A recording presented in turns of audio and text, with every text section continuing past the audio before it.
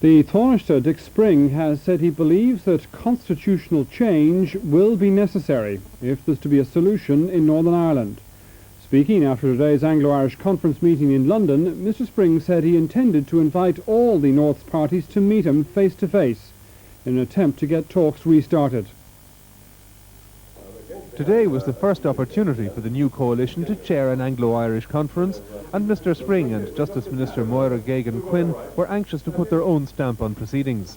The agenda was dominated by the prospects for talks and the security situation, particularly the campaign of violence by loyalist paramilitaries. Afterwards, the Taoiseach gave the strongest indication yet that the government would hold a referendum if talks involving the North's parties were successful. I believe that constitutional change will be necessary, but at this point in time we should get back to the talks and have exchange of views in relation to all matters which concern the future of politics on the island. Northern Secretary Sir Patrick Mayhew said that Articles 2 and 3 remained a major obstacle to political progress. It was clear to all of us that Articles 2 and 3 would be and had to be among the matters to receive serious consideration. There's been a comprehensive and a realistic review of the matters that are really pretty central to the talks process. Although the DUP in particular has set its face against meeting him, the Taoiseach said he still wants to sit down with the North's political parties to hear their views face to face. I'm hoping now that we can take this a step further, and perhaps that I also can engage in a series of bilateral meetings with the leaders of parties. Obviously there have been some difficulties in the past, but I'm hopeful that I can have meetings and contact with the parties in Northern Ireland. It's unlikely that Mr Spring's invitation will meet with a warm response from unionist leaders, but it's clear that both governments are intent on pushing for face-to-face meetings between the Taoiseach and the North's parties. Mr Spring said today that he believed that constitutional change would be necessary for a solution to the North's problems. That in itself may not be enough to persuade unionists to accept his invitation. 2 bombs exploded in London today as the Irish and British delegations were meeting. However, no one was injured in either blast. The first bomb exploded this morning on a train from London's Victoria Station to Ramsgate in Kent. At 3:30, the second device went off on a platform in South Kensington Underground Station.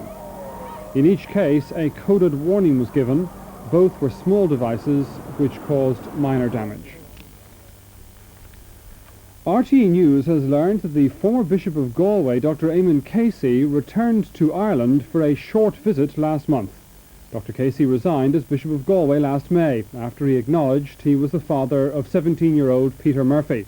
This evening, the Catholic Press Office said they were not aware that a visit had taken place, but they couldn't deny it either. As Bishop of Galway, Dr Casey was one of the best-known bishops in the country. He left Ireland for the United States last May after an American woman, Miss Annie Murphy, said he was the father of her 17-year-old son, Peter. As the controversy continued, Dr Casey acknowledged he was Peter's father, but he hasn't given any detailed account of his side of the story. Since then, he spent some time in a monastery in the United States and received counselling. Later, he moved to other parts of the US, and most recently has been in Florida. He's also had some meetings with members of the Irish hierarchy. He arrived in Ireland before the middle of January. Dr Casey's visit lasted less than a week. It remained a closely guarded secret, organised at very short notice, so that he could see his family before moving on to pastoral work in South America later this year. Even some of the bishop's closest friends didn't know about the visit until after he'd left the country again. Dr Casey arrived through Belfast Airport before going to see his family in Limerick and Dublin. It's the first chance he's had to meet with some of them since Annie Murphy told her story last May. Then the former Bishop of Galway didn't have time to speak with all of his family.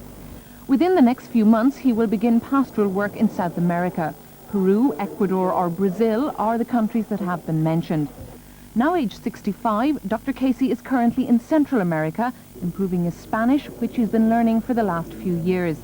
While he would like to return to Ireland, he's reluctant to make any statement because of the effects it might have on his son Peter.